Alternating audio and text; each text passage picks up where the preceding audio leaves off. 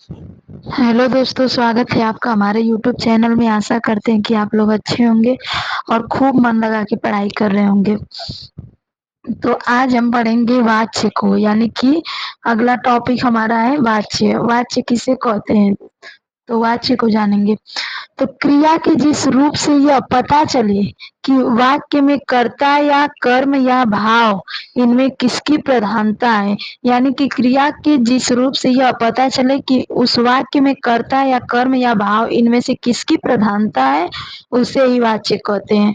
जब कर्ता कर्म भाव में यह पता चलता है कि इसमें से किसकी प्रधानता है, उसी को वाच्य कहते हैं। वाच्य के प्रकार कितने होते हैं, तो वाच्य के प्रकार 3 होते हैं। एक होता है कर्तृवाच्य, एक होता है कर्मवाच्य, एक होता है भाववाच्य। कर्तृवाच्य किसे कहते हैं, तो जिस वाक्य में कर्ता की प्रधानता होती है, यानी कि जिस वाक्य में कर्ता की प्रधानता हो उसे कर्तृवाच्य के नाम से जानते हैं। जैसे देखिएगा उदाहरण, मैंने कुत्ते को भगाया, तो किसने कुत्ते को भगाया, तो मैंने, तो इसमें कर्ता की प्रधानता है। रमेश ने गिलास को तोड़ा, तो किसने तोड़ा, तो रमेश ने तोड़ा, तो इसमें भी रमेश जो है कर्ता है, तो इसमें भी कर्ता की प्रधानता है।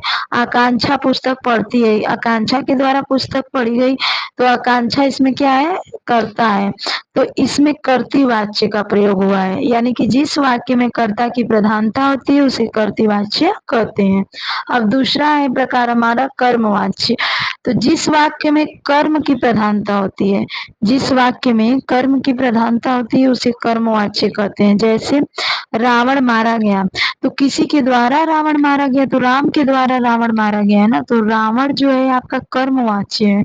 सेब खाया गया, तो सेब किसी व्यक्ति के द्वारा खाया गया होगा, तो वो ये सेब भी क्या है, आपका कर्मवाच्य है। किताबें पढ़ी गई, तो किताबें भी किसी के द्वारा पढ़ी गई होगी ना, तो ये भी आपका कर्मवाच्य है। तो कर्मवाच्य उसे कहते हैं जिसमें कर्म की प्रधानता होती है। तो इन सारे उदाहरण में कर्म की प्रधानता है। आप लोग जब क्वेश्चन आपके सामने आएगा ना, तो कॉन्सेप्ट जब क्लियर रहेगा तो आप क्वेश्चन को कर लेंगे।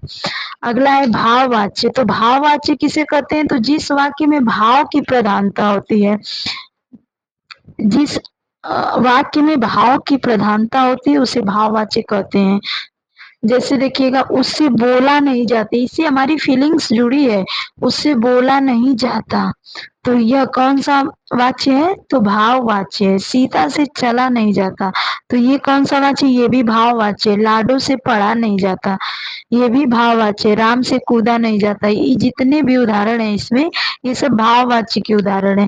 तो जिस वाक्य में भाव की प्रधानता होती है उसी को भाववाच्य कहते हैं। तो वाच्य किसे कहते हैं, तो क्रिया के जिस रूप से यह पता चलता है कि कर्ता या कर्म या भाव की प्रधानता, इसमें से किसकी प्रधानता है, उसी को वाच्य कहते हैं। वाच्य के प्रकार को हमने पढ़ा कि कर्तृवाच्य, कर्मवाच्य, भाववाच्य। कर्तृवाच्य उसे कहते हैं जिस वाक्य में कर्ता की प्रधानता हो, कर्मवाच्य उसे कहते हैं जिसमें कर्म की प्रधानता हो, और भाववाच्य उसे कहते हैं जिसमें भाव की प्रधानता हो। तो आज के लिए इतना ही।